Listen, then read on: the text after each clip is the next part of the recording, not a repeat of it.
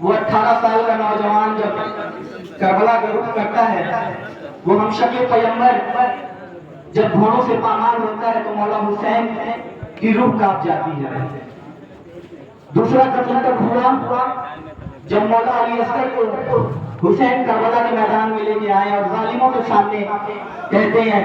کہ اے ظالم، تجھ سے جو بھی دشمنی ہے وہ مجھ سے ہے، لیکن میرے اس 6 ماہ کے علی اصغر نے تیرا کیا بگاڑا ہے؟ اے ظالم، میں تجھ سے فریاد کرتا ہوں، اے ظالم، میں تجھ سے فریاد کرتا ہوں کہ یہ میرے 6 ماہ کا علی اصغر، اس کو 2 بوند پانی تو دے دے۔ یہ 3 دن سے پیاسا ہے، بھوکا ہے۔ اے ظالم، تو اسے 3 دن سے جو پیاسا اور بھوکا ہے اسے تو پانی عطا کر دے۔ لیکن وہ بدشیار برملا جس نے 3 پلوں والا نیزہ یعنی تیر علی اصغر کے گردن میں مارا، جس میں سے جو 2 نیزے تھے، جو 2 پھل تھے اس تیر کے، وہ تیر علی اصغر کے گردن میں جو جا کے لگا، لیکن جو تیسرا پھل تھا اس کا وہ مولا حسین کے ہاتھوں میں لگا جا کر۔ اور جب اس تیر کو نکالا امام حسین نے تو جو علی اصغر کے بدن سے خون جاری ہوا، خون رواں ہوا، وہ خون جب مولا حسین نے ہاتھوں میں لیا اور آسمان کی طرف اچھالنا چاہا تو آسمان سے آواز آتی ہے، اے حسین، اے حسین، اپنے اس لال کا خون اس آسمان کی طرف نہ پھینک، ورنہ یہ تا قیامت تک بارش نہیں کر پائے گی اور زمین سوکھا رہ جائے گا۔ اے حسین، اس خون کو تو آسمان کی طرف نہ پھینک۔ حسین سوچتے ہیں آسمان کی طرف نہ پھینک کے اس خون کو زمین کی طرف پھینکتا ہوں۔ زمین کی طرف پھینکنے کا رخ کرتے ہیں کہ زمین سے آواز آتی ہے، اے حسین، اے حسین، اے حسین، یہ ستم نہ کری زمین پر، ورنہ تا قیامت تک یہ کبھی کبھی اناج نہ اگا پائے گی، تا قیامت تک یہ کبھی کبھی اناج اگا نہ پائے گی۔ اس کے بعد یہ دوسرا قتل تھا، یہ دوسرا قیامت تھا۔ اس کے بعد ایک تیسری قیامت آتی ہے۔ تیسری قیامت یہ تھی جب مولا عباس نہر فرات کی طرف رخ کرتے ہیں، اور جب ان کے بازو قلم ہوئے، بازو قلم ہونے کے بعد ایک تیر جو ان کی آنکھوں مبارک پہ لگا، اور جب وہ گھوڑے سے نیچے گرے تو مولا حسین کو یاد کرتے ہیں، اے مولا،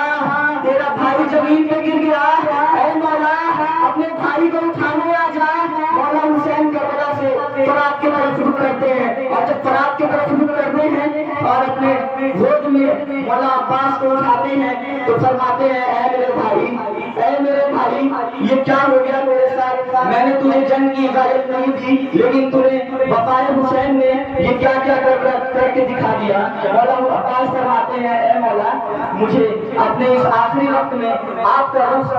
رخسار مبارک، آپ کا دیدار کرنا ہے، لیکن میرے ایک آنکھ میں تیر لگا ہوا ہے اور دوسرے آنکھ میں خون جمع ہوا ہے۔ اے مولا حسین، اپنے ابا کے دامن سے میری آنکھوں کا خون نکال دے تاکہ میں اپنے آخری وقت میں آپ کا دیدار کر سکوں۔ یہ تھا تیسرا قیامت۔ اور چوتھا قیامت تب ہوا جب عصر کا وقت ہوتا ہے، روزے عاشور کا دن تھا،